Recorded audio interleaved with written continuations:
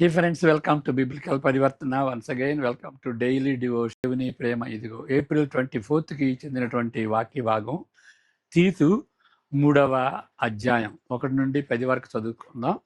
కానీ 10వ వచనంపై మనం ధ్యానించుకుందాం. ఒక రకంగా తీవ్రమైన పాపాలు 3, దానిలో ఒకటి ఇక్కడ సూచించబడింది. ప్రార్థన చేసుకుందాం. May the words of my mouth and the meditation of our hearts be acceptable in thy sight, our rock and redeemer. Amen. తీతు 3:1 నుండి 10 వరకు. అధిపతులకును అధికారులకును లోబడి విధేయులుగా ఉండవలెను ననియు, ప్రతి సత్కార్యం చేయుటకు సిద్ధపడి ఉండవలెననియు, మనుషులందరి ఎడల సంపూర్ణమైన సాత్వికమును కనపరుచుచు, ఎవనిని దూషింపగా జగడమాడని వారును శాంతులనై ఉండవలెననియు వారికి జ్ఞాపకము చేయును. ఎందుకనగా మనము కూడా మునుపు అవివేకులమును అవిధేయులమును మోసపోయిన వారమును నానా విధములైన దురాశలకును భోగములకును దాసులమునై ఉండి దుష్టత్వమునందును అసూయందును కాలం గడుపుచు అసహ్యులమై ఒకరినొకడు ద్వేషించుచూ ఉంటుంది. కానీ మన రక్షకుడైన దేవుని యొక్క దయయు మానవుల ఎడల ఆయనకున్న ప్రేమయు ప్రత్యక్షమైనప్పుడు మనము నీతిని అనుసరించి చేసిన క్రియల మూలముగా కాక తన కరికరము చొప్పుననే పునర్జన్మ సంబంధమైన స్నానము ద్వారాను పరిశుద్ధాత్మ మనకు నూతన స్వభావం కలుగజేయుట ద్వారాను మనలను రక్షించను. 6వ వచనం. మనం ఆయన కృప వలన నీతిమంతులమని తీర్చబడి నిత్య జీవమును గూర్చిన నిరీక్షణను బట్టి దానికి వారసులమగుటకై ఆ పరిశుద్ధాత్మను మన రక్షకుడైన యేసుక్రీస్తు ద్వారా ఆయన మన మీద సమృద్ధిగా కుమ్మరించను. 8. ఈ మాట నమ్మదగినది గనుక దేవుని యందు విశ్వాసముంచిన వారు సత్క్రియలను శ్రద్ధగా చేయుట యందు మనసుంచునట్లు నీవీ సంగతులను గూర్చి దృఢముగా చెప్పుచుండవలెనని కోరుచున్నాను.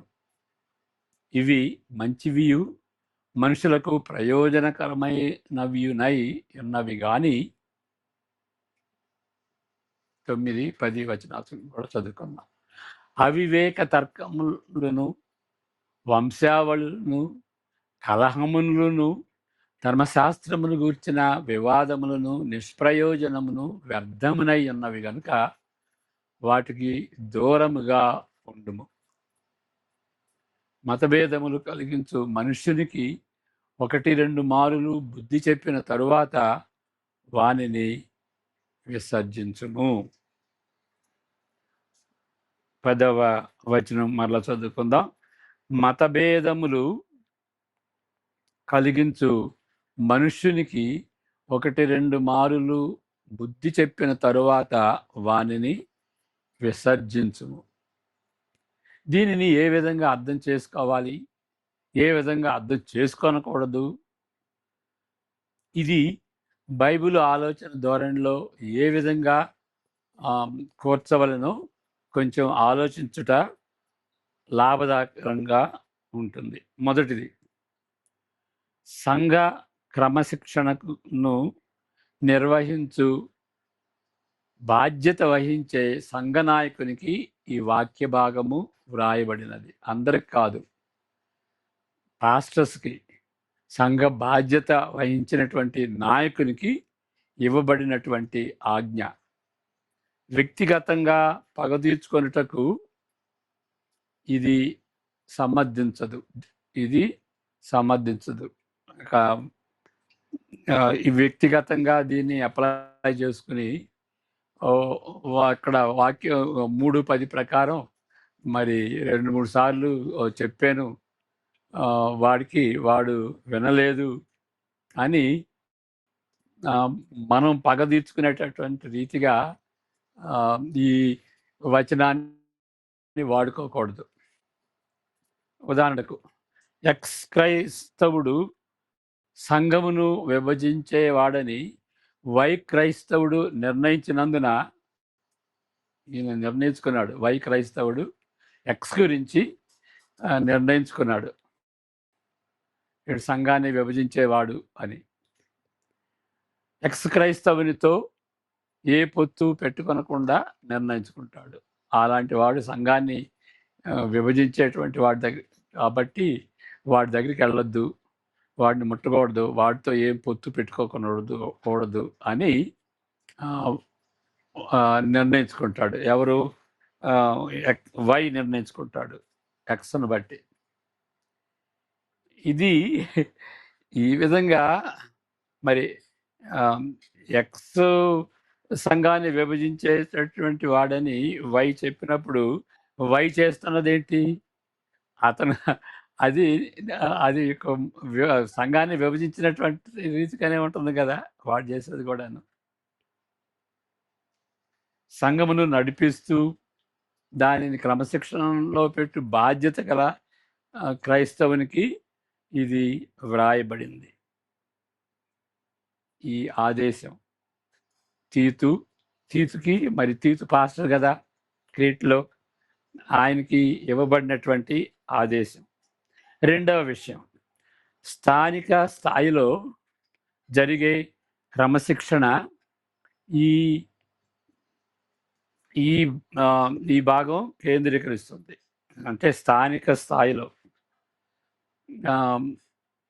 కాబట్టి ఇంకా హెచ్చైన స్థాయిలో విశాల దృక్పథంతో జరిగే సంఘములను ఎప్పుడు ఐక్యపరిచే ప్రస్తావన ఇక్కడ లేదు. అంటే ఇక బ్రాడ్ దృక్పథంతో సంఘాలను కలపాలి, మరి 40,000కి పైగా ఉన్నటువంటి ఆ డినామినేషన్లో అది అవసరం లేదు అని మరి ఒక విధంగా సిఎస్ఐ లాగా, సిఎన్ఐ లాగా ఒక వాళ్ళని కలిపేటువంటి రీతిగా ప్రయత్నం చేస్తే, విశాలమైనటువంటి దృక్పథంతో ప్రయత్నం చేస్తే దాన్ని డిస్కరేజ్ చేసేటువంటి విషయం మాత్రం ఈ వాక్యం అది కాదు. ఈ వాక్యాన్ని ఆ విధంగా మనం ఉపయోగించకూడదు. సంఘములన్నీ కలిసిన విశ్వాస ప్రమాణము కానీ లేక అలాంటి ప్రాజెక్టులను ఖండించుటకు చెందిన వాక్యం కాదు ఇది. అంటే సంఘములన్నీ కలిసిన విశ్వాస ప్రమాణమును కానీ లేక అలాంటి ప్రాజెక్టులను ఖండించేటువంటిది కాదు.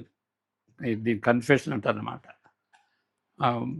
ఒకవేళ అంటే విశ్వాస ప్రమాణంలో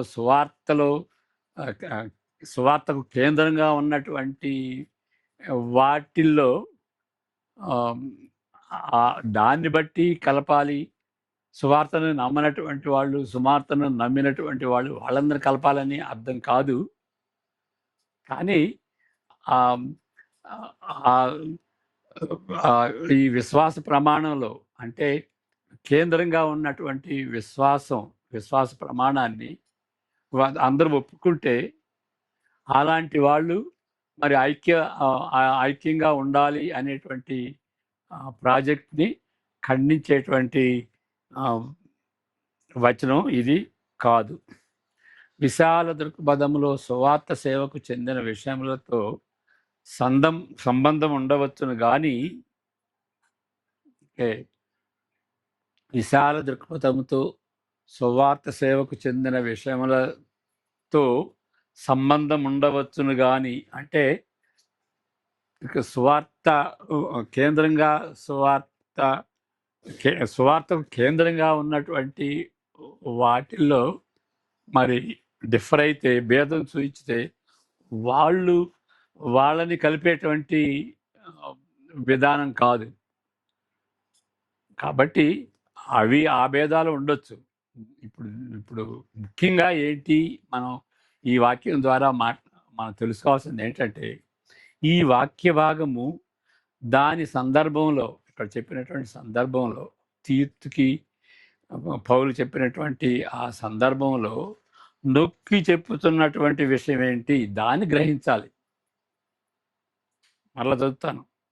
ఈ వాక్య భాగము దాని సందర్భములో నొక్కి చెప్పుతున్న దానిని గ్రహించాలి. ఇక్కడ ఏం చెబుతుంది ఆ సందర్భంలో?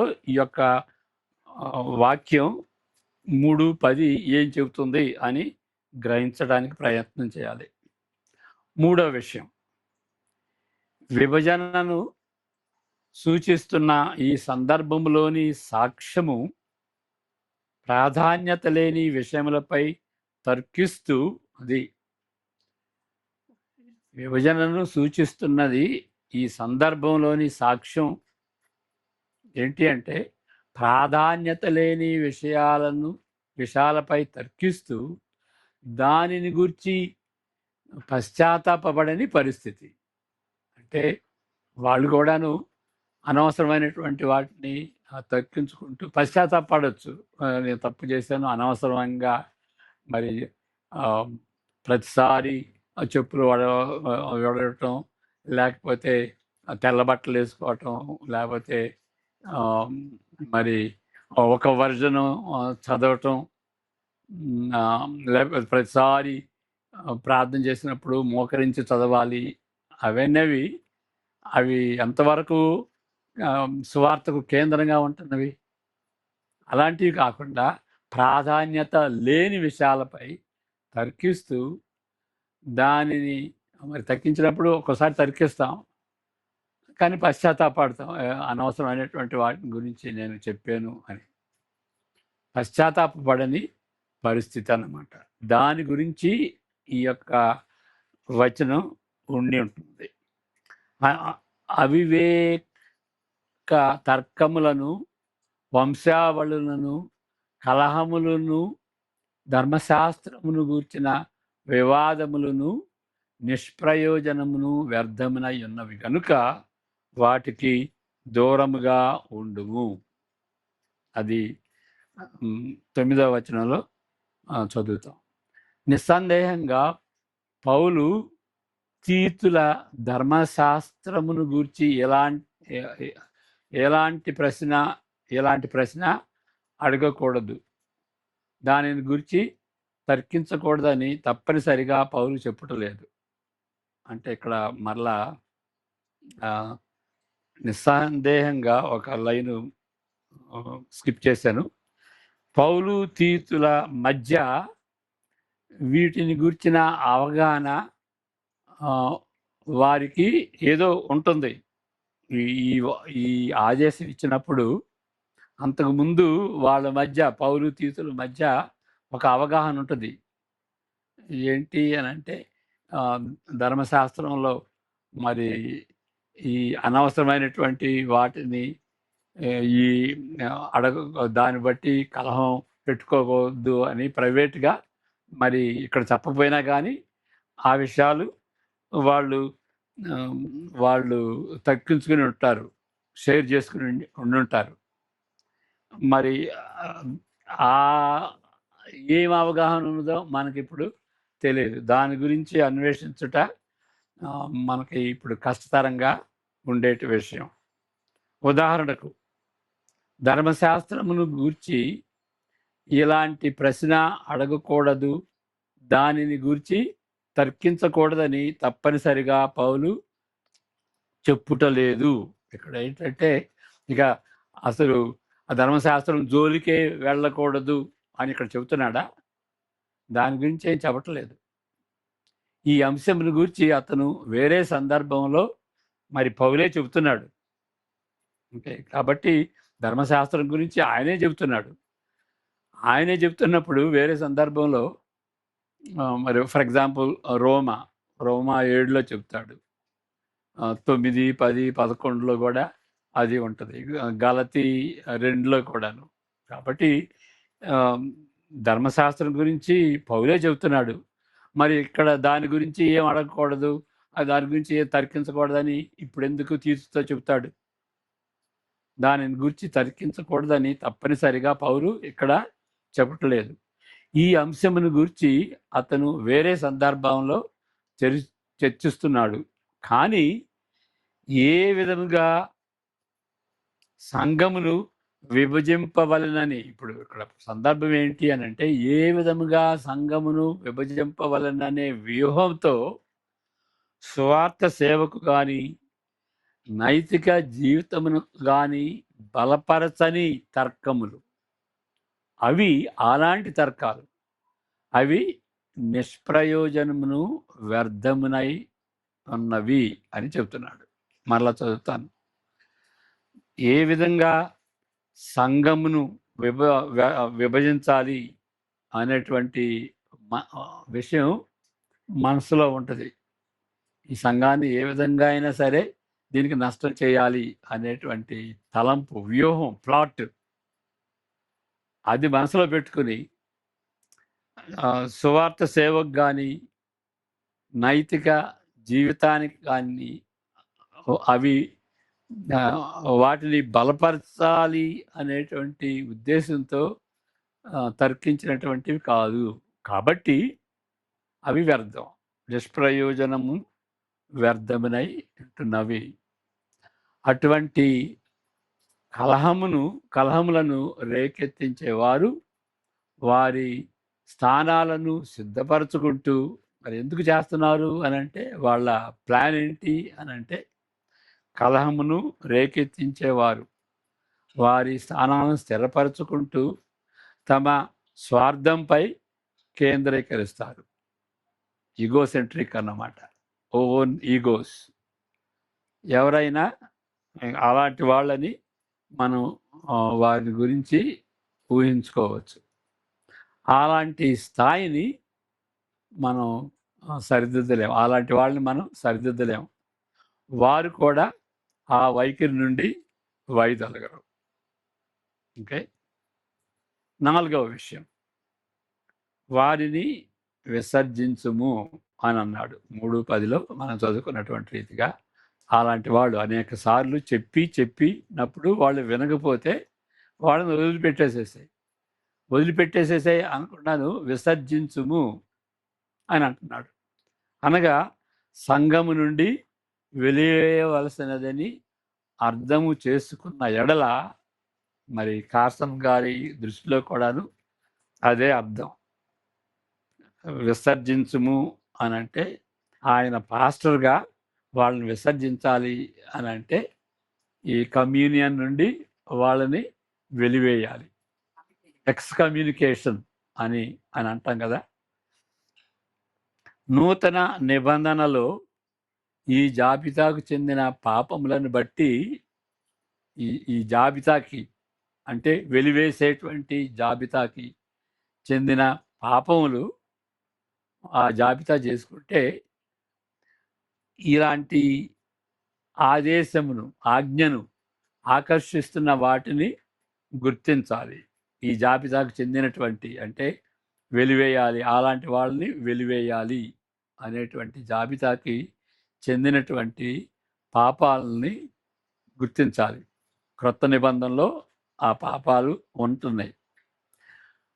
అవి ఏంటి అనంటే, ఒకటి థియాలజీని బట్టి కానీ, అంటే డాక్ట్రిన్ బట్టి కానీ, సువార్తకు కేంద్రంగా ఉన్నటువంటి ఆ డాక్ట్రిన్ బట్టి, విశ్వాస ప్రమాణం అన్నాం కదా, మరి మనం కూడా అంతకుముందు చెప్పుకున్నాం. 12 విషయాలు ఆ విశ్వాస ప్రమాణంలో ఉంటాయి అన్నమాట. ఆ డాక్ట్రిన్ నుండి తప్పిపోవుట ప్రాముఖ్యమైన వాటిల్లో ఒకటి. మొదటిదేంటి?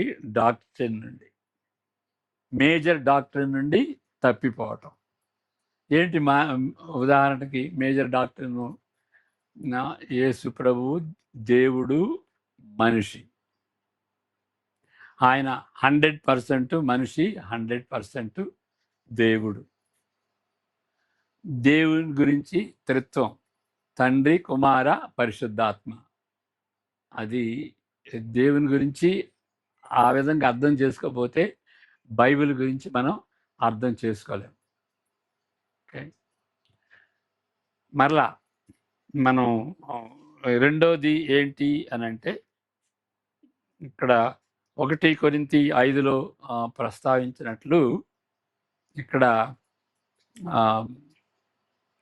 నైతిక జీవితంలో పడిపోవటం, అది రెండవది. నైతిక జీవితంలో పడిపోవటం.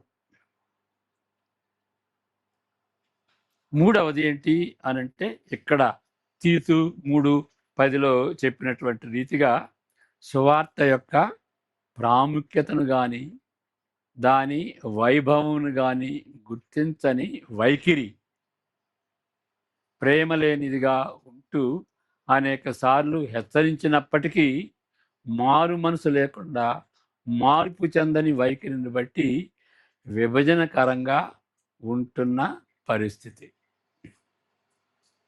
ఆ పరిస్థితిలో శరీరం నుండి క్యాన్సర్ను తీసివేయాలి.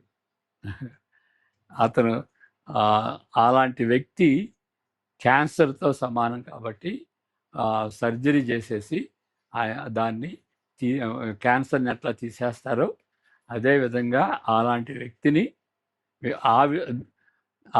ఆ విధంగా సంఘాన్ని విభజించేటువంటి వ్యక్తిని తీసివేయాలి. మళ్ళీ అది చదువుతాను. ఎలాంటి వ్యక్తి అనంటే, సువార్త యొక్క ప్రాముఖ్యతను కానీ దాని వైభవమును కానీ, glorious, gospel is very glorious, గుర్తించని వైఖరి అతనికి ఉంటుంది. ఇంకేంటి, ప్రేమ లేనిదిగా ఉంటుంది. అలాంటి వ్యక్తిని అనేక సార్లు హెచ్చించినప్పటికీ ఆయన మనసు మార్చుకోడు. అసలు మారు మనసే లేదు, ఇంకా మార్పు ఎందుకు చెందుతాడు? అలాంటి వైఖరి కలిగినటువంటి వాడు విభజన సంఘాన్ని విభజించేటువంటి వ్యక్తిగా ఉంటున్నాడు. అలాంటి వ్యక్తిని క్యాన్సర్ వలె ట్రీట్ చేసేసి అతన్ని మరి విసర్జించాలి, సపరేట్ చేయాలి, సంఘం నుండి సపరేట్ చేయాలి, ఎక్స్కమ్యూనికేట్ చేయాలి. అదే విషయం యోహాను పత్రికలో కూడా, మొదటి యోహాను పత్రికలో కూడా ఉంటుంది. కానీ ఇప్పుడు మనం చెప్పినటువంటి order doctrinal, moral and social test అది కాకుండా వేరే ఆర్డర్లో మరి మొదటి యోహాను పత్రికలు కూడా ఈ 3 ఉంటున్నాయి. యథార్థమైన క్రైస్తవునకు గుర్తుగా ఉంటున్నాయి ఈ 3. క్రైస్తవుడు ఎవరు, యథార్థమైనటువంటి క్రైస్తవుడు ఎవరు అని రుజువుపరచుకోవటానికి ఈ 3 విషయాలు ఉంటున్నాయి. ఇవ్వబడిన రుజువుల జాబితా ఇచ్చట రివర్స్ పద్ధతిలో నమూనాగా ఉంటుంది. అవేంటి అని మళ్ళీ చెప్పుకుంటే, దైవ సిద్ధాంతంతో డాక్ట్రైనల్, యథార్థ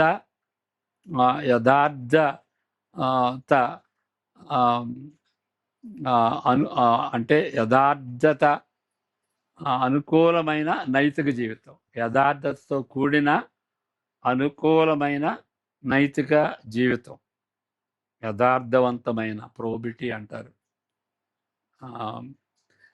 యథార్థవంతమైన అనుకూలమైన నైతిక జీవితం, మోరల్ లైఫ్ అన్నమాట.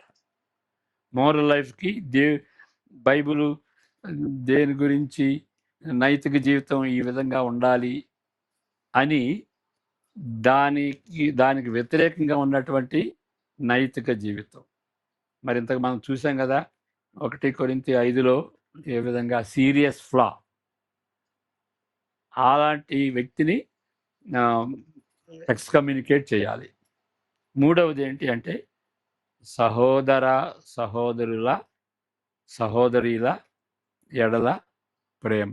సహోదరీల ఎడల ప్రేమ, సహోదరీల ఇక్కడ అంటే ప్రేమ. ఆ విధంగా మరి మెలుక్కోవాలి. ప్రేమ అంటే అది సోషల్ టెస్ట్ అంటారు, సహోదరీల ప్రేమ. ఈ మూడు ఆ, 3 టెస్ట్స్ అంటారు, 3 రుజువులు అనుకోవచ్చు. మొదటిది డాక్ట్రైనల్ టెస్ట్, తర్వాత మోరల్ టెస్ట్, తర్వాత సోషల్ టెస్ట్. ఈ 3 టెస్ట్స్ ఉన్నటువంటి ఆ విధంగా ఉంటే వాళ్ళు సంఘంలో ఉండవచ్చు. దీనికి వ్యతిరేకంగా ఉంటే వాళ్ళని వెలివేయాలి. ఆ యొక్క డిసిప్లిన్ ఈ దినాల్లో ఏమవుతుందంటే, ఆ విధంగా డిసిప్లిన్ చేస్తే వారు ఇంకొక చర్చికి వెళ్తారు. కాబట్టి ఎవరన్నా ఒక చర్చి నుండి ఒక చర్చికి వస్తూ ఉంటే వారిని ఇంటర్వ్యూ చేసి, మరి ఆ చర్చిని ఎందుకు వదిలిపెట్టి ఈ చర్చికి వచ్చావు అని కొంచెం ఆ ఇంటర్వ్యూ చేసి, ఒకవేళ అతను డిసిప్లినరీ యాక్షన్ కింద దాన్ని బట్టి ఆయన అక్కడికి వచ్చేటట్లయితే అతన్ని మార్చేటువంటి రీతిగా మనం సహాయం చేయాలి, అతనికి మనం సహాయం చేయాలి. కాబట్టి సంఘాన్ని డివైడ్ చేయటం చాలా, అంటే సంఘాన్ని ప్రేమించకుండా, సహోదరుల ప్రేమ లేకుండా సంఘాన్ని విభజించటం చాలా సీరియస్గా పాస్టర్ ఎంచాలి. ప్రార్థన చేసుకుందాం. యెహోవా నిన్ను ఆశీర్వదించి కాపాడును గాక. తన సన్నిధి కాంతిని నీపై ఉదయింపజేసి నిన్ను కరుణించును గాక. ఆయన సన్నిధి కాంతిని నీపై ప్రకాశింపజేసి ఇలాంటి పాపంలో పడకుండా మనలను కాపాడి సమాధానము అనుగ్రహించును గాక. ఆమేన్. God bless you.